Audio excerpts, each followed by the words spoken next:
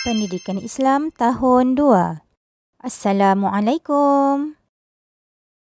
Sila isi link kehadiran sebelum kita mulakan pembelajaran pada hari ini. Pada hari ini, kita akan belajar bidang ibadah, tajuknya bacaan sunat solatku. Standard kandungan 3.4 membaca dan menghafaz bacaan sunat hayat dalam solat. Objektif pembelajaran. Pada akhir pembelajaran, murid dapat pertama, menyebut perkara-perkara dalam bacaan sunat di dalam solat. Kedua, membaca 6 bacaan sunat dalam solat dengan betul. Baiklah murid-murid, pada hari ini kita akan belajar bacaan sunat solatku. Terdapat 13 bacaan sunat hayat di dalam solat. Jom kita tengok perkara sunat di dalam solat satu persatu. Yang pertama ialah membaca doa iftitah. Yang kedua, membaca ta'awuz secara perlahan sebelum membaca suratul Fatihah. Yang ketiga, membaca amin selepas membaca suratul Fatihah. Yang keempat, membaca surah selepas membaca suratul Fatihah dan amin. Yang kelima, membaca Al-Fatihah dan surah secara kuat pada solat subuh dan pada 2 rakaat awal solat maghrib dan isyak.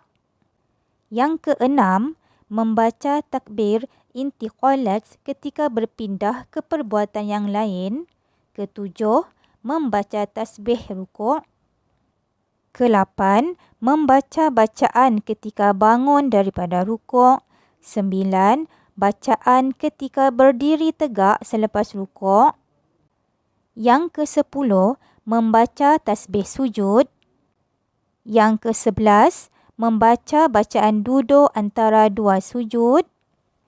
Yang ke-12, membaca selawat Ibrahimiyah selepas selawat ke atas Nabi semasa tasyahud akhir. Dan yang ke-13, membaca salam yang kedua.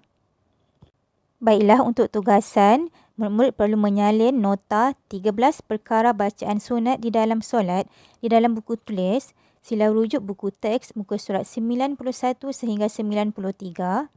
Dan murid-murid perlu membuat latihan di dalam buku aktiviti muka surat 91 sehingga 93. Latihan muka surat 91, murid-murid perlu sesuaikan bacaan sunat hayat dengan perbuatan.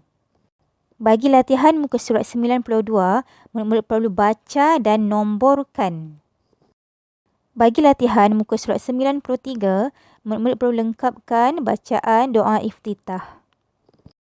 Selamat menjawab ya murid-murid. Assalamualaikum.